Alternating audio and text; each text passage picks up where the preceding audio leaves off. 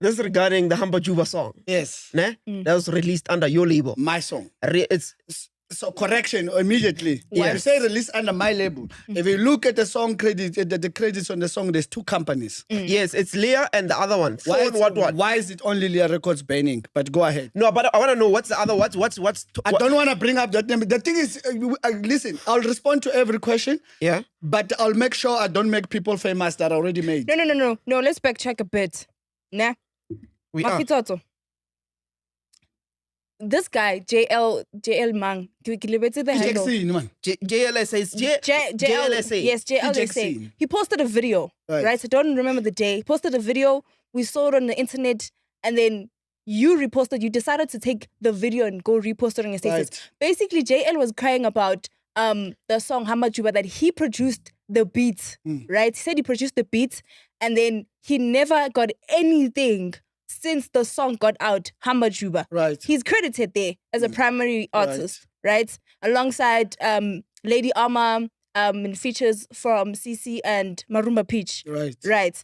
So now, the song got out 2 years ago. Right. Right. This guy's crying about not getting royalties. Right. Leah Records is part of the song.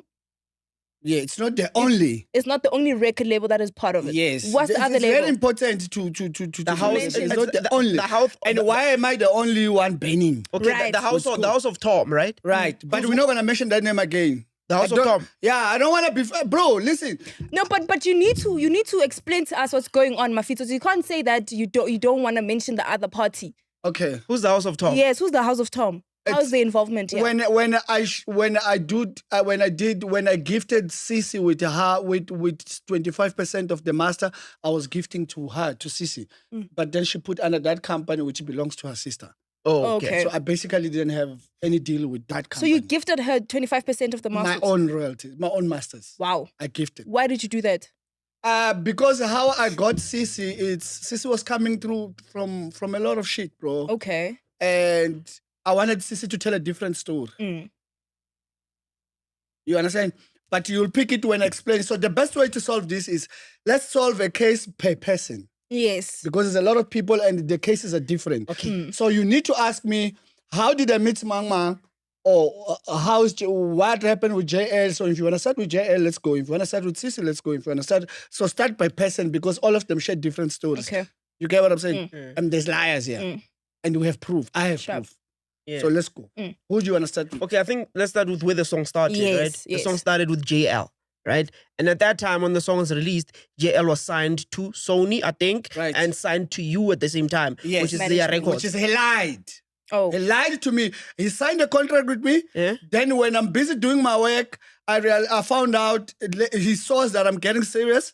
And then he decided to reveal that he signed under Sony. Okay, I knew you were signed. When you signed to Sony, you Yeah. were still in race. I Yeah. knew about the deal, Right. but I didn't know you were signed to, right? Yeah. And then so now going to making the song. Now he was your artist, I guess. Yes. At that time. Right. Where did he make the song? In your studio or okay? Okay, JL made the song in my studio. Right? In my studio. I Ubered him to my studio. He was staying in my... weekends he would come because he was still attending class and he's very good with school. Like he loved school at the time. I don't know now. So we made sure that he doesn't miss class. Right? So Makvali School on Friday, I was Ubering him to me and he would stay in the house with other artists for that weekend and work and work and work. Made that beat and many more beats. However, that beat, Hamba Juba, right? He did a skeleton. He did a good beat, right? But it was a beat mutai rakapilo. Like there was no professionalism on the beat. I don't know make sense. Like you rushed it. No, Kapilo, kapilo, ngenhliziyo. like yeah, wenza ngenhliziyo. Akuna knowledge on how to make a hit song. Okay. Am I making sense? It wasn't a good beat to drop like that. Oh, Right? That's rough. Yeah, it was, yes. And then we recorded Sisi. Oh, I went and fetched Sisi. Okay, when I tell Sisi story, I'll tell Sisi story. So I wrote the song on top of JL's beat. Okay. So this is the beat that you think is not going to be a hit. It didn't come out like that. The beat that is out is not 100% produced by JL. Okay, but just you writing Yeah, as the rough the Yeah, draft of I the wrote beats the is song there. like that. Went to fetch Sissy, put Sissy in studio. I'm the first guy to put Sissy on piano. Sissy was a retired artist. She was just happy being a house rich wife, right? And I convinced Sissy to come to studio. She didn't even drive to my studio for 3 days. I was fetching Sissy because she wasn't understanding what I was trying to do. She didn't like piano. She didn't know anyone in piano. She didn't give a fuck about it, basically. But Donald and I always have faith in Sissy. But that comes with stories, Sissy. So, JL produced the beat. I get Sissy record. I write the whole song in studio. The videos are there. If you go to JL's page, you will find videos where I'm writing the song, right? Giving Sissy lyrics, including harmonies. I designed the harmonies because my harmonies are different compared to what they do when they do their own songs. So when I write a song and a melody, I already have an idea how I want it to sound with the harmony, like the backing vocals, all those things. Yeah. So I forced it to Sissy to post it. She didn't want it. I forced her to post. I shot a video of her singing it, and I forced her to post in her page. And she didn't want it. We forced Sissy. And she posted it, and then she switched off her phone. She said, right? She switched off her phone. We continued working on other stuff. Sharp. Right. When she switched off the phone 3 hours late, the song was trending on TikTok. And people are saying, Ed Murumba pitch. Okay. And when I saw it, I was like, hey, bro, we got something here. They want Murumba pitch. Let's get Murumba pitch. Let's be professional about it so that it's part of the content. You DM Murumba pitch. But Murumba pitch is my friend. You could have just. Right? She didn't even know who Murumba pitch was. She's like, Ubani Murumba pitch. Right? Like, DM this bro so that it's part of the content. We're also going to post that you DM'd him, you asked him for a collaboration instead of me just call him and say, bra, the verse.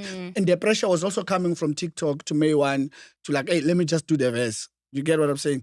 We set up a session with May1. We take the same project, still JL's beat, right? Sharp. I take an MP3 with CC vocals with space. We go to Murumba pitch. We record the song. We record this verse. Me and Murumba I help structure May1, the verse, because I knew what I wanted. I wanted it to be commercial. And May1 at the time was just that guy who was just putting a voice into him, putting Kichimengai. Right? So I structured it and I cut his verse. I have another part of the verse that is there that I cut because I wanted it to be repeated and commercial and simple. Right. So I basically masterminded the whole sound, the whole song. I entered the whole song and I wrote it. Right. I listen to the song now that there's May1. I'm like, Konya short, Alana. Like the log drum is not hitting the way it's supposed to hit. I hear some notes or keyboard. I mean, some notes that they're a little bit off. I'm like, who can do this? Omi Testi. Is this when the song is arranged? Yeah, when I'm doing arrangement of the songs, I'm like, hey, who can do this thing now? Like fix the note and do arrangement of the beat. Like breaker corner, like kichima corner, where the log drum needs to hit that. Who can do this? Omi Testi. I call him Mr. T. Boy, kalumchina fast, ya trend lengom. Omita antumele krotman. Right? I sent to Omid. Omid changed the song completely to what it sounds today. But we paid him for that. Okay. And mix and mastering. So you paid Omid. Yeah. So JL did not produce the beat alone. And now that he started this thing, I want to put Omid on the split sheet now. Because he did probably 60% of the job for the song to sound the way it sounds now. But he said he produced alone. And then Lady Amma? And that's a lie. Wait. Oh, okay. That's a lie. Should I call Omid to prove that? I mean, you can. Just to make sure. Yeah. So yeah. As we try call Omid. Lady Amma lena we won't wait, one by one. I can't give you She's a producer. You see, the thing is that these people have different stories. Like I A&R'd the whole thing. Like when I tell you I was the mastermind of the entire thing. So I have to tell a story per person on how they come to the song. You get what I'm saying? Because now, if it is Omid. It's a Grand. non recruitment rights. Sharp. Ungadulele nje boy. Ngala ngiclean la one. Oh, okay. Lalela mpethu. Ihamba Juba mawuyithola wena uzoyimix uyimaster uyenze arrangement. Beyisounda ngale ndlela ephume ngayo.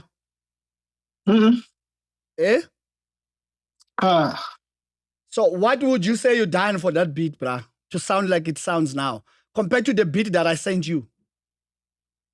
Okay, so what I did, starting the arrangement, then I changed up my drums, nama chord. So we actually on a chord, but more like off in the key. wrong key, so not direct, a proper. I said that, right? Mm. So you would say you deserve part of production if we wanted to be fair. Yeah, we can say that. Right, sharp. Thank you, Omid. So So that's the first lie. He said he produced the song alone. It's proven. And that's what I said. I said the keys were off on the chords, they were off, and whatever I had to give it to Omid to do. So I still have the beat that JL did as it is. Mm. If you listen to that, it's not a hit. But if you listen to what Omid did now, it's a hit. Okay. Right. We move them. Do you want to play the beat? Why? No, that's fine. Yeah. The song is already getting streams from them talking about it. It's cool. Yeah. So when the song dropped, and then we're starting to get attraction, and I asked Sisi, I said, Sisi, can JL be your DJ? Right? They didn't know each other. They met in my studio. But for some reason, Sisi's sister decided wants to manage JL. And then JL breaches my contract. What? So your contract included management? Yes. So he breached my contract. All of it was. Aye, the only thing that he did, he didn't even explain what upset him. There's a screenshot here. Yeah. And I need you to read it because he said he was never signed at the Lear Records. He was never signed. Did you give him a contract though? Yeah, he signed it. What, 360? There's witnesses. There was a lawyer in the room. I think he said management only. There was a lawyer in the room. No, management. But I was doing label work because Sony was not doing that, even though they have a label contract with JL. Oh, so you signed him for management? For management. Okay. And then now, when I went to a meeting with Sony after I found out he was label signed, the deal with Sony is I must give Sony 2 EPs at a time. I must give Sony 2 EPs, and then he can be a full-on my artist. Okay. But he started bullshitting, like what I was explaining, that he started to want to work with CC. Even though I introduced them, they backstabbed me, and then they did what? He breached the contract, he disappeared. But what would Read CC, them as... What would CC backstab you? So Mafis also says, hi JL, when you have time, please make time so we can meet up and discuss a way forward on the issue at hand. If your decision is to leave, then it shall be respected. However, a contract is in place and we have to follow the due processes in terms of termination. Such things cannot just end over a phone call or over the phone. We need to all act in a professional manner. Please take your time to cool down, but as soon as you're okay, please do make time. And then JL responded and said, I'll confirm a day next week.